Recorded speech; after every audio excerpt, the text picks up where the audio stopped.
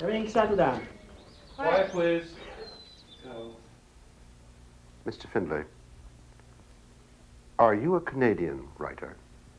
No. I'm a Canadian who writes. But you are a homosexual writer. Oh, no, no. Again, I'm a homosexual who writes. Why are you asking these questions? I do hope you don't mind my asking about homosexuality. Did you ask, when you did your last interview with Margaret Atwood or with Alice Munro, if they were heterosexual? Well, people do want to know what makes other people tick. I don't tick, I talk. Mr. Findley, where do you see yourself fitting into the current world of literature? I don't know the latitude and the longitude, but I can tell you it's Cannington, Ontario, Canada. Who is that?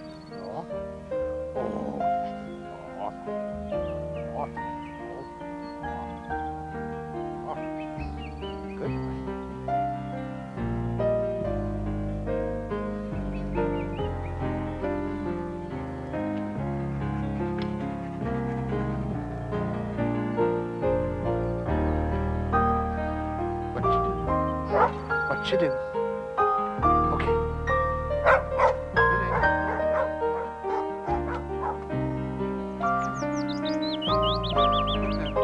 Come in.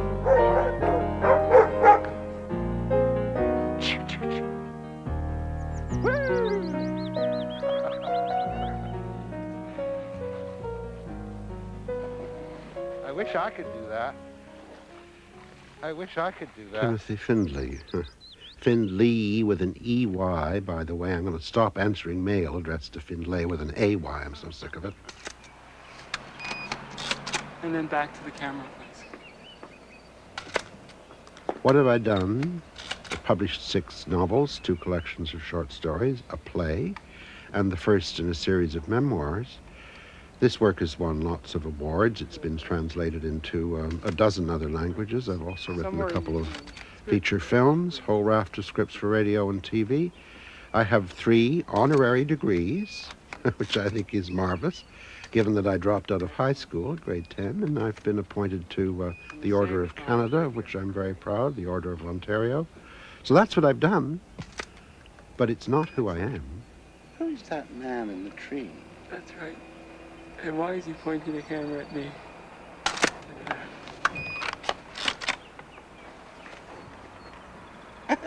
Oh my Oh, God, you it's found the hole. undoing. Is it unraveling? Yes, but it's all right. We can fix it. It's just that it's interesting timing. Ah! Good. The black hole of the hammock. Yes. The black hole of Canning.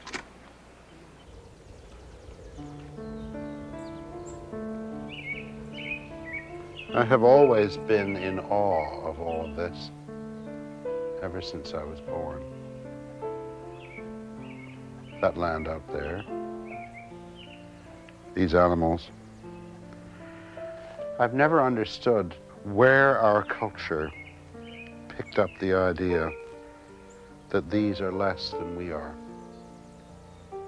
that man is everything. I remember reading a Toynbee piece in which he said that everything began to fall to ratchet at that moment when we said there would be one God only. And in that moment, everything lost its holiness. But the fact is, everything that lives is holy.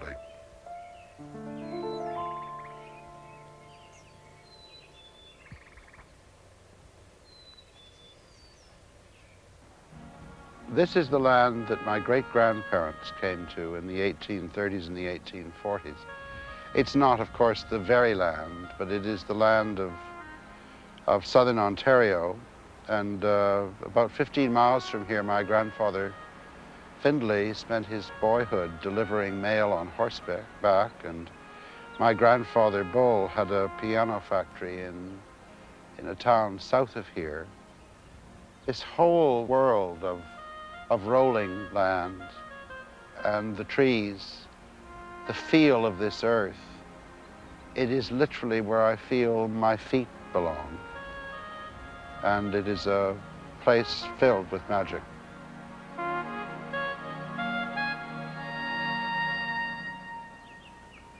I'm called Tiff because of my initials. So I got Timothy Irving Frederick Findley, T-I-F-F, and that's how I got my name. I remember my grandmother Findley, whom we called Goggy. She would sit in the corner with her cigarette and her tea, and she would look at us through these slitted eyes and the smoke drifting up in front of her face. And she sort of had this weaving, gentle motion, and she'd be thinking, not like my children, not like we were. I don't know what this generation's coming to. And then she'd have a long sip on the tea, which we ultimately discovered was very heavily laced with sherry. And that was her life. My family these days is mostly made up of dogs and cats. And for 30 years now, it's also included someone who's a documentary film writer, Bill Whitehead. We were both pretty poor when we met, and when Bill first asked me over, he decided he could afford either some cheese and crackers or a six-pack of beer. Given my reputation, he chose the beer, and then I arrived, starving, and on a drug called antabuse, so I couldn't drink any alcohol at all.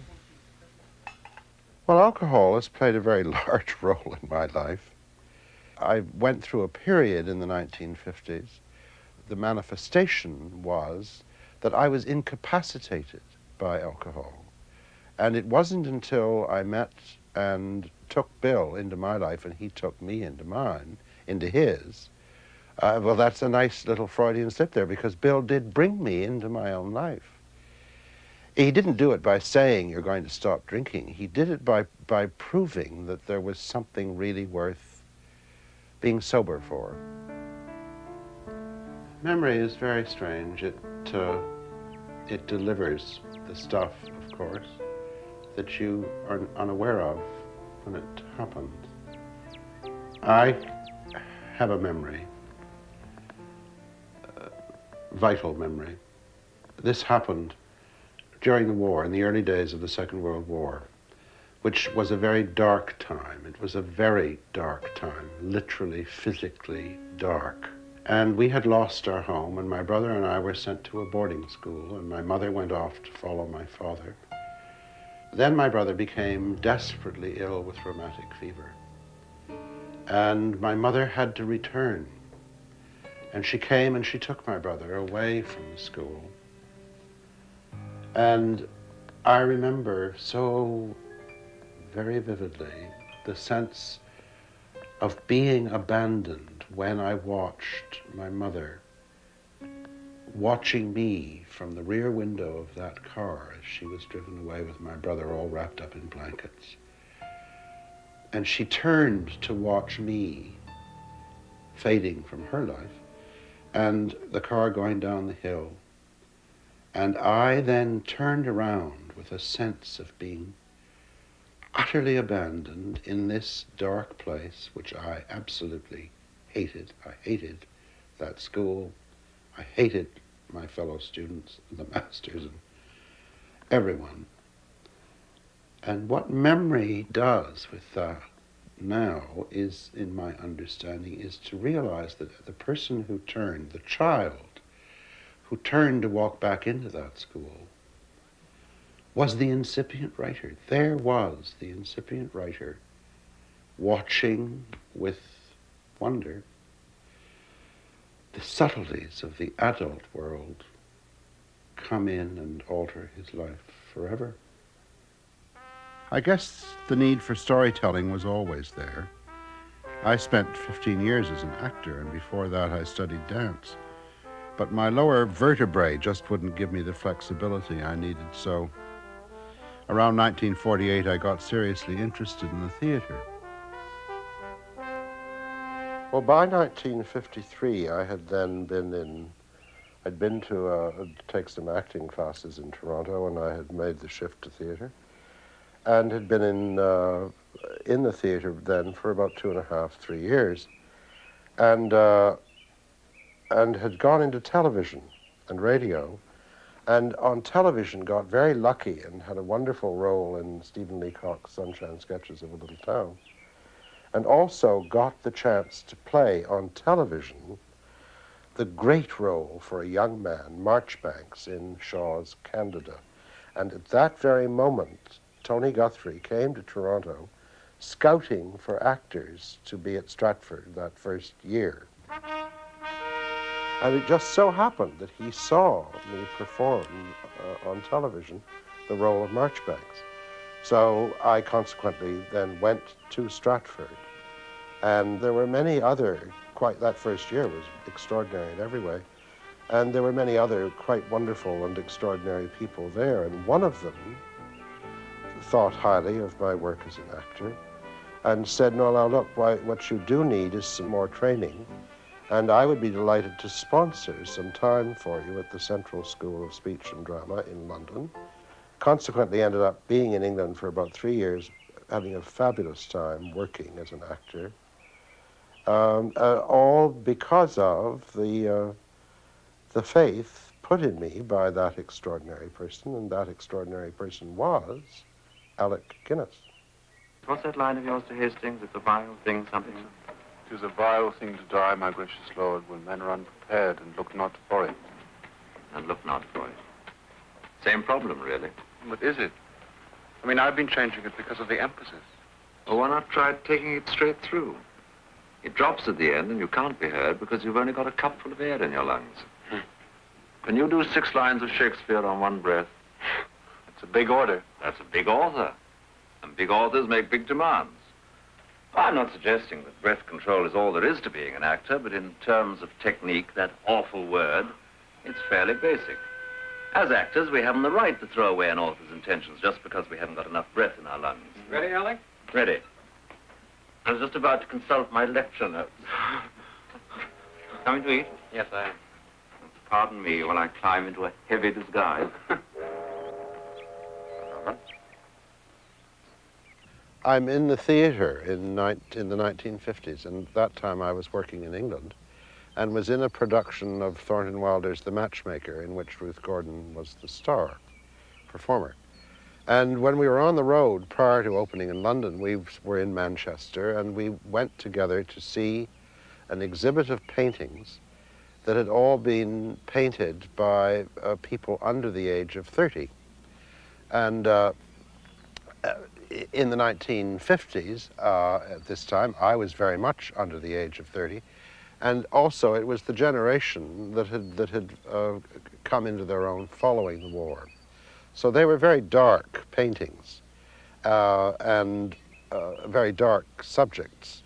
And Ruth and I came out of the exhibit into the street, and Ruth said, she was quite angry. She said, oh, you people, why are you all so negative? Well, can't any of you say yes to anything? And I protested, of course, that of course we could say yes to lots of things. But I went home, and the impulse to reply to her was very strong, and it took the form of a story. I really don't know why it took the form of a story. I wasn't a writer. But I wrote a story, and the story was about Effie. And it's a dark story, so I kind of proved her point, not my own. Gave her the story. The long and the short of it was, I was called to her dressing room after I'd handed it in, written out painstakingly by hand. She gets up from her makeup table and throws herself at me, quite a small little lady, and looks up into my face and says, oh, Tiffy, you are not an actor. You are a writer. Give up acting as fast as you can. Consequently, I wrote other stories, and time passed, and the play had gone to New York. So we're now in New York City, and the stories had gone off, and a package arrived in the mail. And it was the Tamarack Review from Canada, and it was the first issue of the Tamarack Review. And there was the story about Effie, So I'm up, way up at the top in my dressing room, up at the top of the theater. So I go dashing down the stairs and burst into the room with the magazine. And there was Ruth, and she was in the middle of putting on her clothing.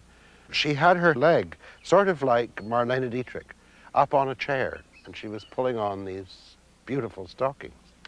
She had the most glorious legs I have ever seen. But, of course, it infuriated her that I had come bursting in this ungraceful way. And she said, "Get the hell out of here." And I thought, oh, God, here, you know, I'll be fired, da-da-dee-da-da-dee-da. But I threw the magazine down onto her dressing table and fled. I'm not in the play. I wasn't in the play until the second act. So I had to go through the whole first act thinking, you know, what's going to happen? And as you go down onto the stage when the call for Beginners Act 2 comes, and the whole company assembles on the stage, and you check your props and so on and so forth. So there I am, and Ruth comes sweeping out onto the stage. She's in lots of skirts and a period costume with lots of rustle to it and bustle. And she comes out and she says, "All right, everybody, I have something to tell you about Mr. Findley." So there we are, and I think, oh, God, here we go. I'm going to be fired right here in front of all the people. Then I'm going to have to play the scene. But she said, instead, she said, "Tiffy has published a story, and here it is." And she held up the magazine right here in print. And she turned to me, and she threw herself at me, and she said, "Next time you're published, darling, I hope I'm stark naked." In the late 1950s, we'd been on the road, and Garson Kanin has just opened in a new production in Hollywood. And Ruth and Garson took me and a number of other people to dinner at Romanoff's. And in the 1950s, that was the great place to be in Hollywood, the great restaurant. And everyone was there. I mean, really, seriously, Jimmy Stewart and Hedda Hopper and people like this. But they came to the table because they were very fond of Ruth and Gar. And they were saying things like, "Well, and who is this charming young man?" And you'd feel your star rising, you see, as all this attention was being paid by all these star people. But it was wonderful, and as what it was. And at some point between the courses, I felt Ruth, who sat beside me, her hand came over sort of onto my knee, and I thought, oh dear, what's this about? Nothing like this had ever happened before. And I thought, what is going on here? When she sort of said, there's something here for you in my hand. So I reached down, and what it was an envelope, and I surreptitiously received it and put it into my inner pocket in my jacket. And later on, I opened it, and there we were having drinks following the performance of Anne Frank. And inside was there were 5 post-dated checks, each check for $100, which at that time was a great deal of money. And Ruth said, "I want you to have this, darling, because I want you not to have to spend time looking for work as an actor, because I want you to go on with your writing."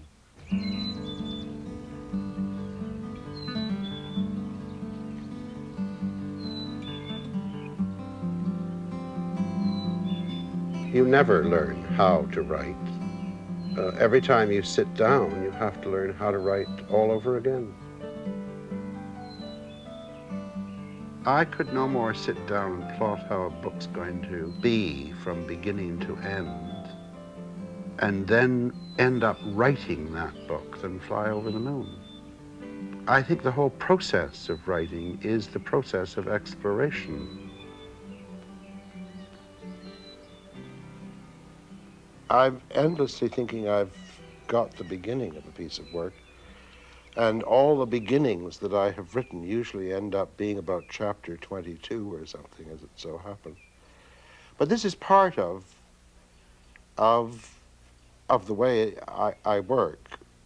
which is deliberately not to want to know how a thing ends.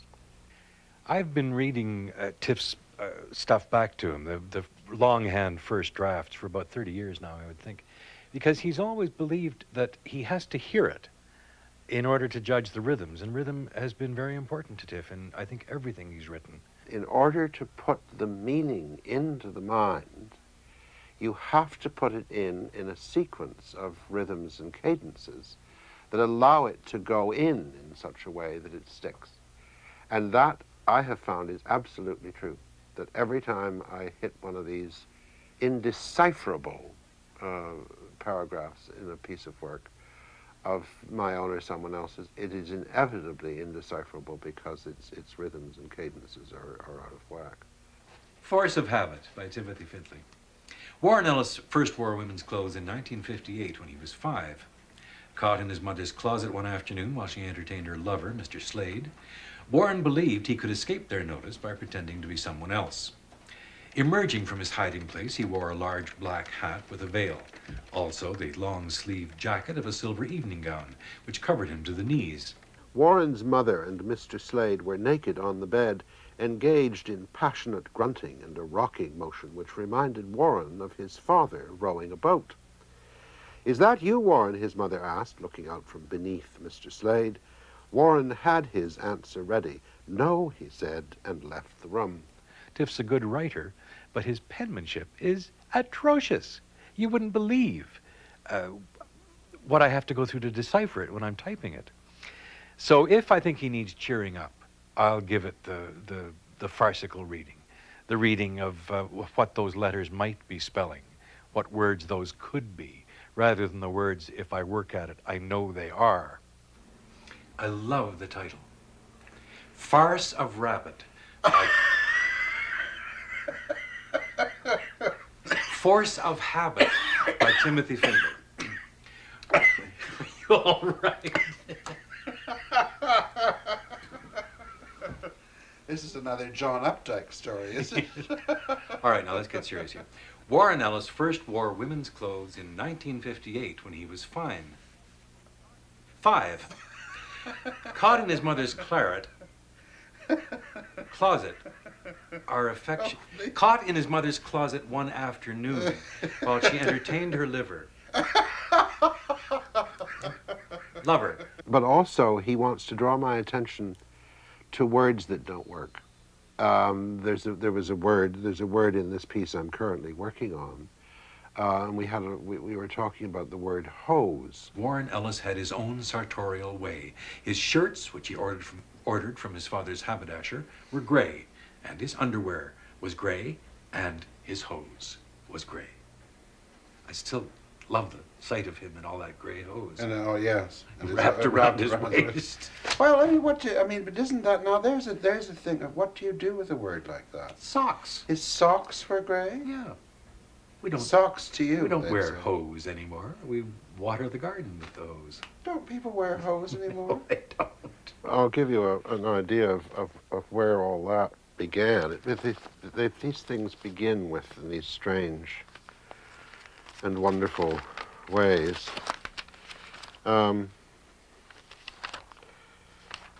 It began with a man being interviewed by a psychiatrist, and the man said, I first wore women's clothes when I was 5 years old in 1958, and that's all I knew. And then you have to make the scene out of a note. And I'm having now some fun with the idea. This is a note, a recent note, and a scene will emerge from this, and a whole character will probably emerge from this.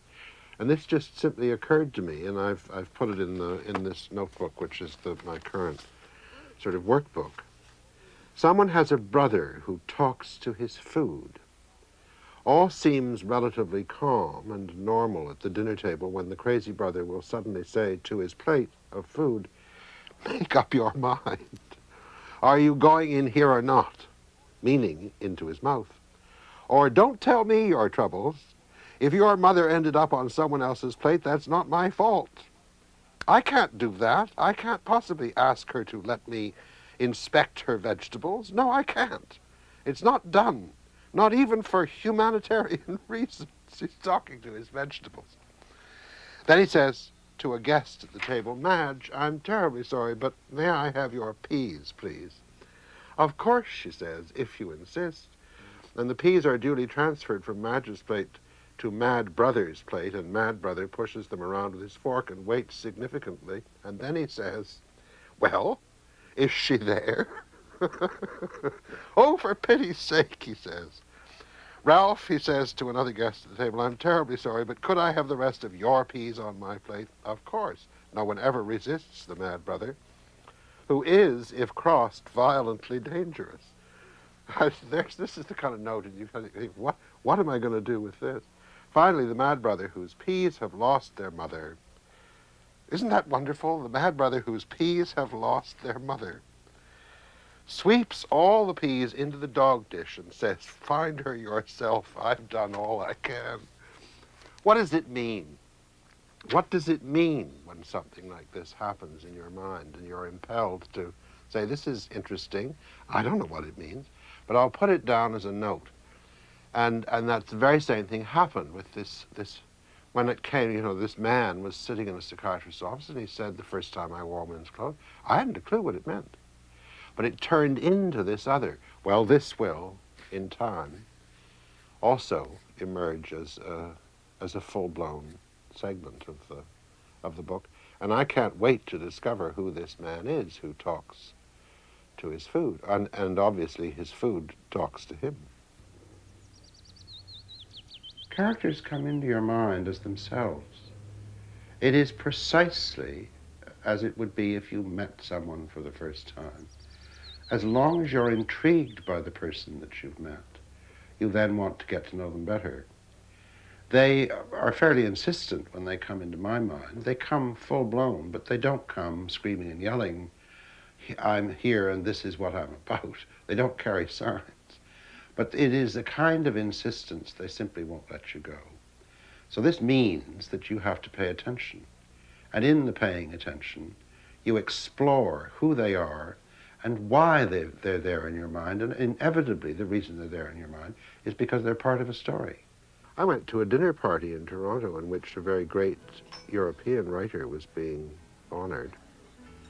And it was so much like a nightmare of the hostess was dressed as Anne Miller, really did, and sort of kept, and I was the other writer at the head table with this gentleman, and she sat between me and him, and she kept turning to me and saying things like, with this Anne Miller sort of, plastic. Well, I love Anne Miller, by the way, but I'm just using that wonderful image of Anne Miller's, lacquered face and all that lacquered hair, and the tap shoes lurking underneath the table. And she would turn to me, this woman, and she would literally say things like, well, you're a writer, Mr. Findley. Do you think he's through with his soup yet?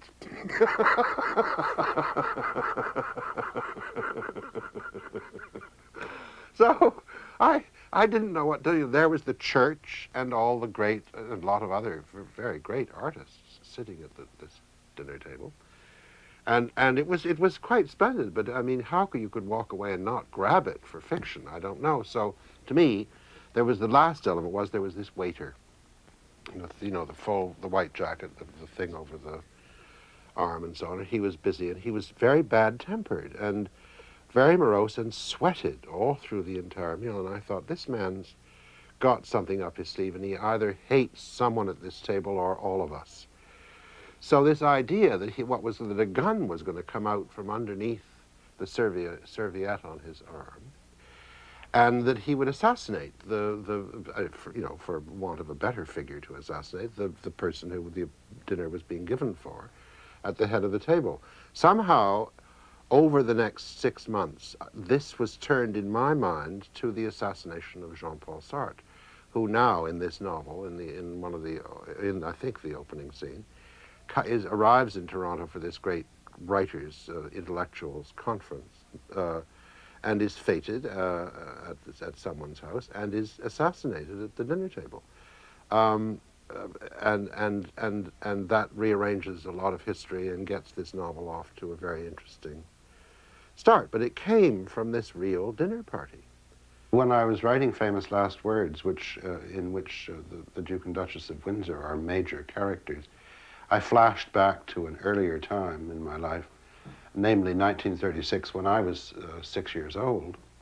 And it was December, and we had a housekeeper, and the housekeeper was a tall, gaunt Scotswoman who always came to the house, put on this gray-blue smock, and pulled a hairnet over her head, which came down to just above her eyebrows. She always squinted, and she never smiled. And one morning, I'm standing in the hallway. Mrs. Simpson is standing up on the landing with her broom, looking very grim, and Mother goes to the door and brings in the paper, flashes the paper open, says, "My God, the King is going to marry Mrs. Simpson."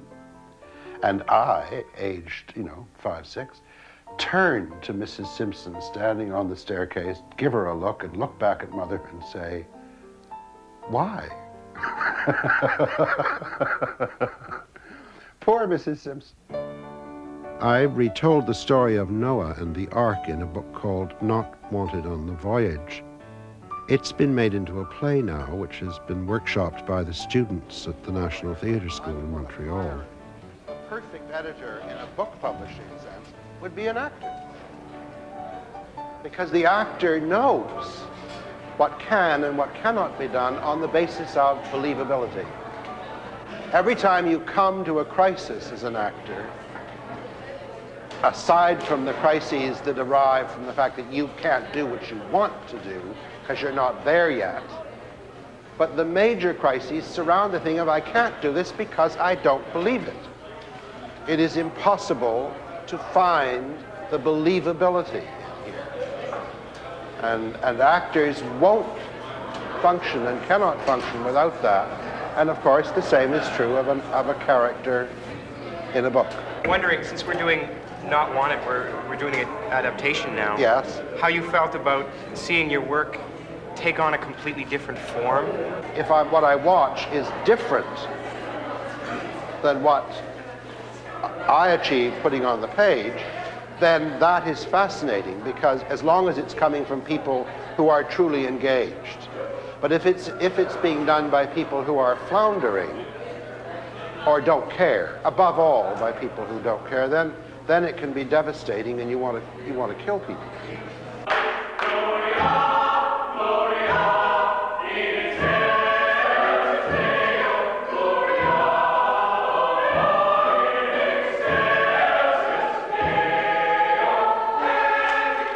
Imagination and courage, that's what you get from these kids.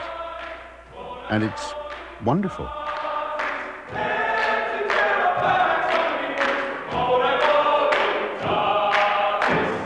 So Noah sent forth another dove, and another, and another.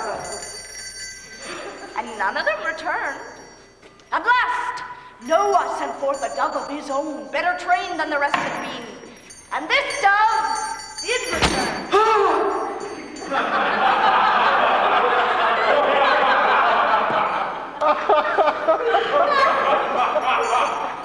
With an olive branch in its beak.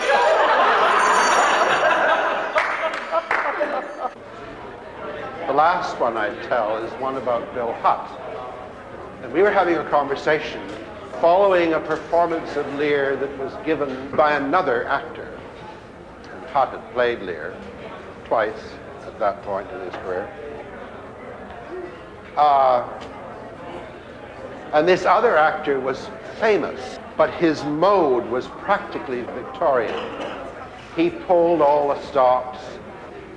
Tears, real tears, poured down this man's face, and fell on his costume, and there was a great waterworks gushing that went on, and of course it didn't work. And Hutt said afterwards, he said, you know, the reason that didn't work and the reason that kind of histrionics never worked, particularly in the question of weeping real tears, he said he'd forgotten why he was there and what his job is. He said what this actor did was he came out on the stage and he, in effect, did the following. Da da dee da da da dee da. He said our job as actors, and I now believe my job as a writer, is to go da da dee da da da dee, and the audience goes da. You have to give them that opportunity.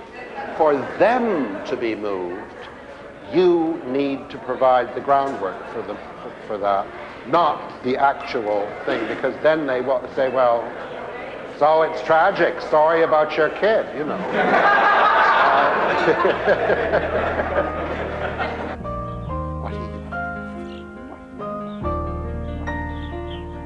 This is the landscape of Not Wanted on the Voyage.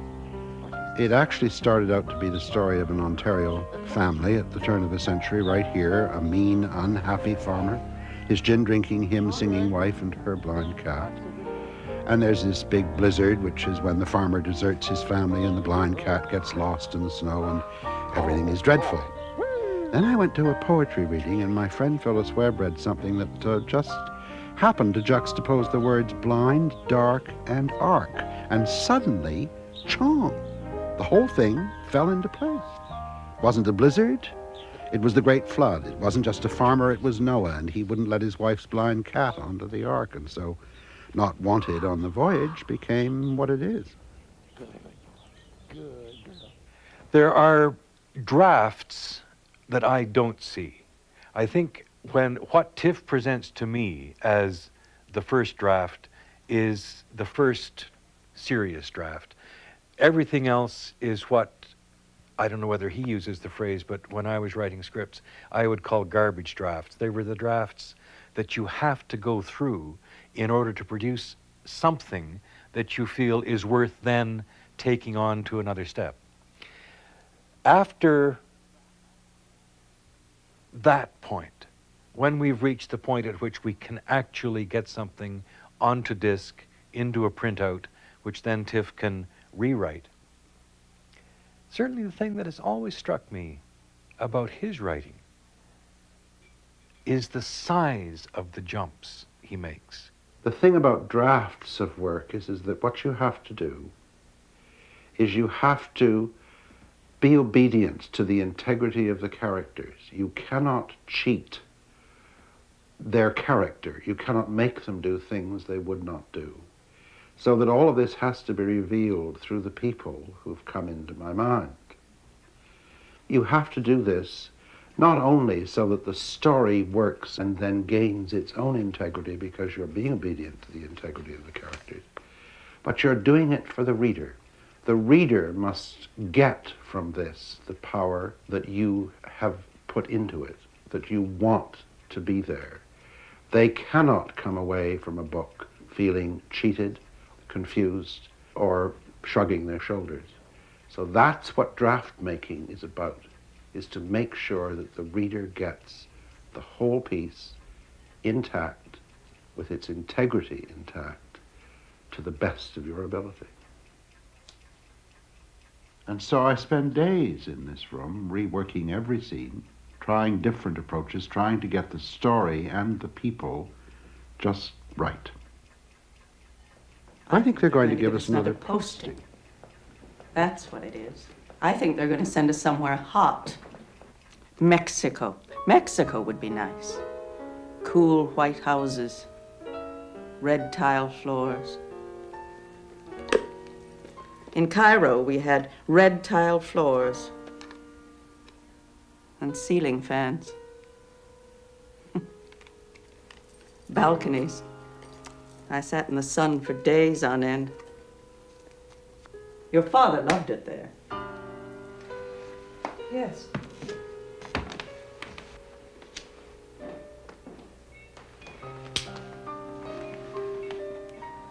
Diana says they're giving us Mexico, Harry.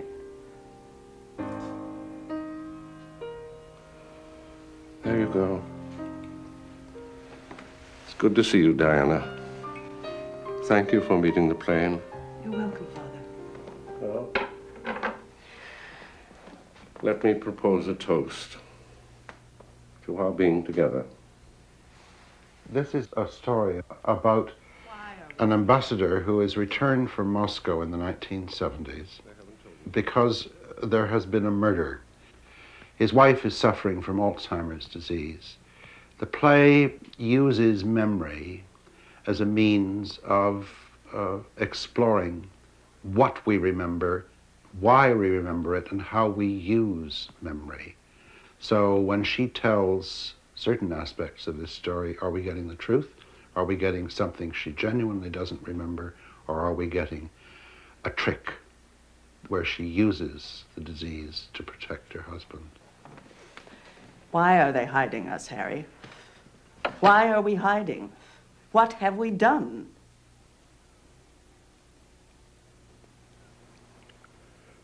There's been a killing in Moscow.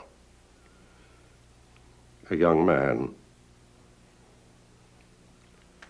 They found his body in a hotel room. So? Questions are being asked, of course.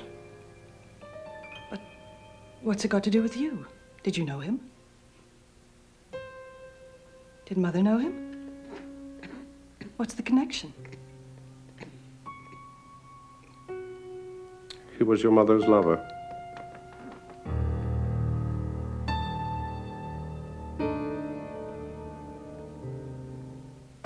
No, doesn't work. Surely they're going to give us another posting. That's what it is. They're going to send us somewhere warm. A reward for all that time in the snow. Moscow.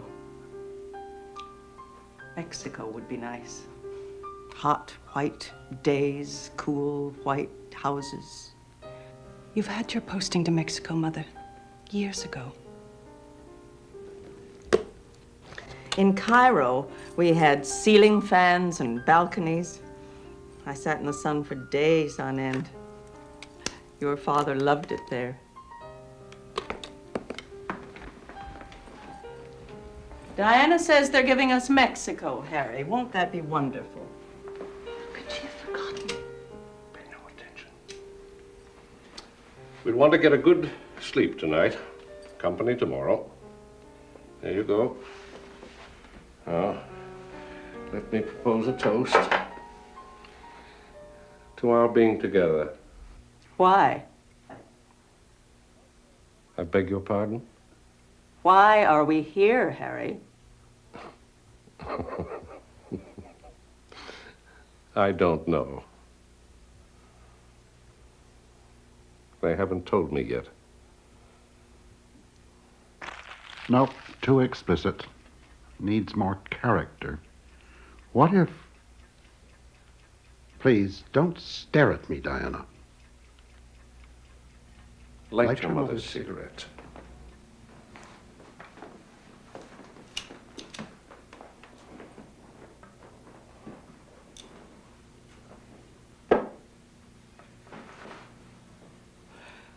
Do you call that thing a hat? No, I call it a beret. Does that pin thing belong to me? No, Mother, it's mine. I never wear hats. I hate them. The only reason people wear hats is because they have something to hide. Baldness, gray hair, gray matter. Are you going bald? No, Mother.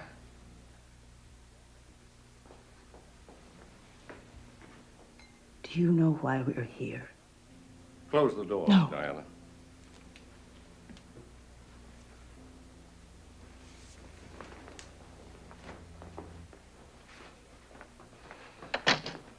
They'll tell you this in the morning.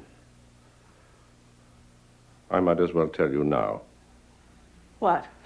Another lie? No, not a lie. There's been a killing in Moscow. A young man.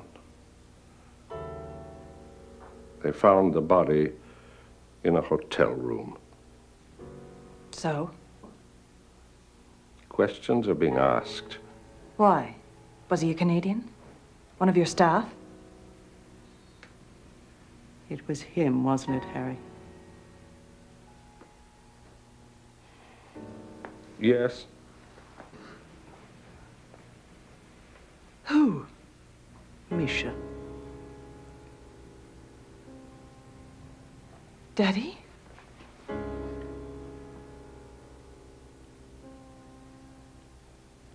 He was my lover, Diana.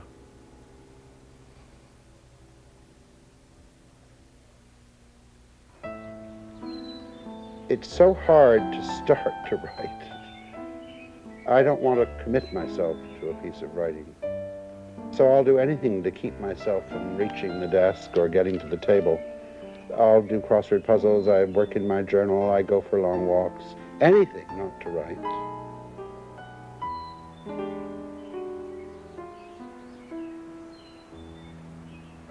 You never learn how to write. Every time you sit down to write, you have to learn how to write all over again.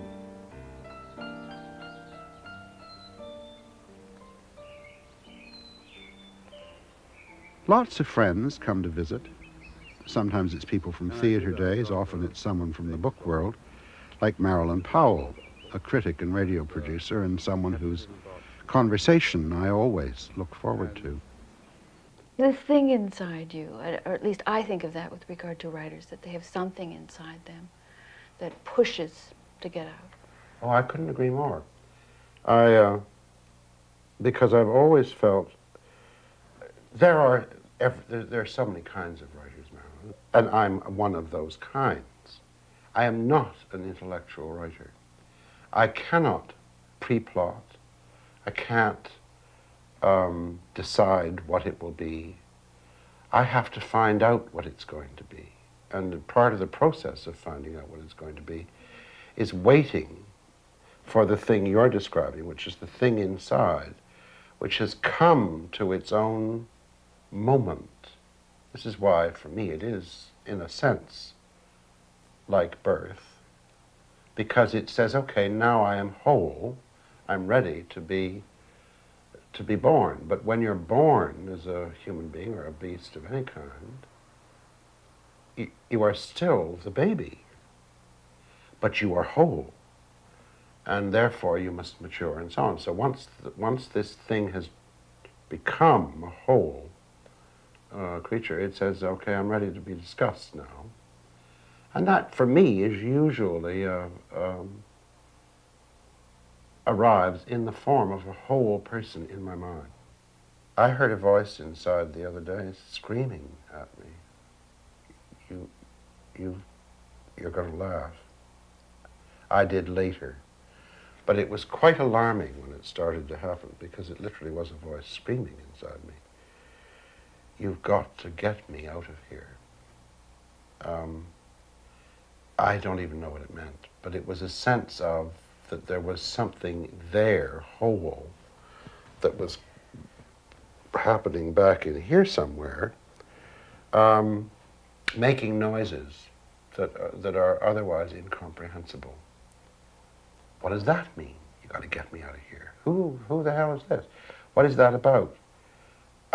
Now, characters, the fictional characters, don't necessarily announce themselves that way, but they announce themselves in other just as definite ways by coming up here in the brain, out of there. See, here is where it really is. For me, everything is here. He said, pointing at his diaphragm. I don't know why that is, but my sense, whenever I know I've really connected with the germ of the thing, down through my shoulder and out through my hand onto the page, that connection starts here. So that the things flood up, the imagery, etc., and the characters, they seem to come up and they present themselves in here. I see them, I won't speak for anybody else, but I see them with astonishing vividness. They're very vivid. I can describe them. I don't have to, quote unquote, make them up. They are whole. Do you ever have any worries that you will run out of things to say? No, I don't have that worry at all. I have quite the opposite. I have, because I'm slow to make, I have the great worry that when I sing, like I said, like a ship, there are a lot of people who are going to go down with me, and they're going to be screaming their heads off, How dare you, You're only 117. We were ready to come out when you were 119, or whatever. No, that's my worry, that there won't be time to get to it all, because there isn't a huge roaring amount, but there's no question. I have no problem at all knowing what comes next and next and next and next.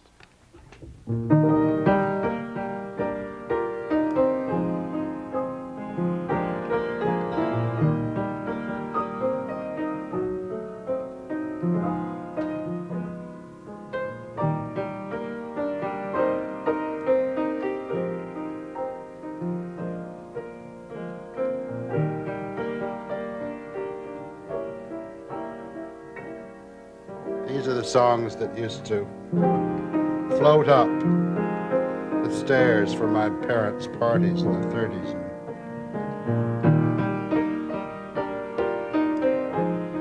This was my mother's favorite song.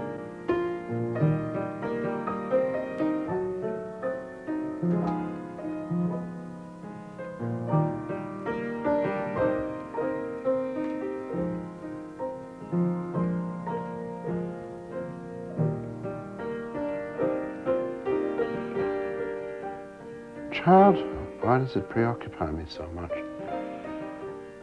Because I guess I'm always going back to the world as I first saw it, to underscore the sense of wonder.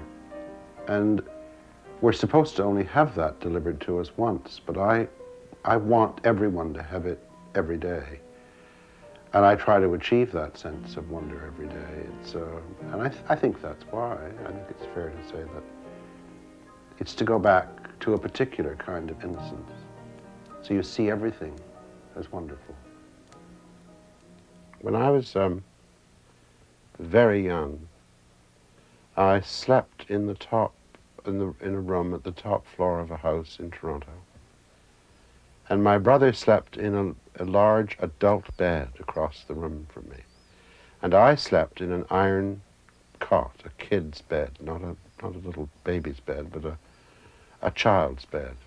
And I had been told that I could have an adult bed, as Michael had, when I could get my toes to reach the bottom of the bed. And I can remember trying desperately to make that happen. It seemed to take a very long time. And there would be this wonderful music coming up the stairs to the third floor from way down below, where my parents would be giving a party. And my parents would come up at some point to say goodnight to us. And my mother would come into the room to kiss me goodnight. And then she would go away. And my father, before he went, we didn't get bedtime stories, we got bedtime poems. And he would stand in the doorway of the room with his cigarette. And I can remember he would keep time to the poetry that he would read with the cigarette. And I can remember him reading this one to us. He didn't read, he recited. He could put a lot of poetry into his mind. And this is a poem which goes, "With rue my heart is laden, for golden friends I had, for many a rose-lipped maiden, and many a light-foot lad. By brooks too broad for leaping, the light-foot boys are laid, the rose-lipped girls are sleeping, in fields where roses fade. And then he'd say, "Good night, boys," and he would leave. He would turn out the lights.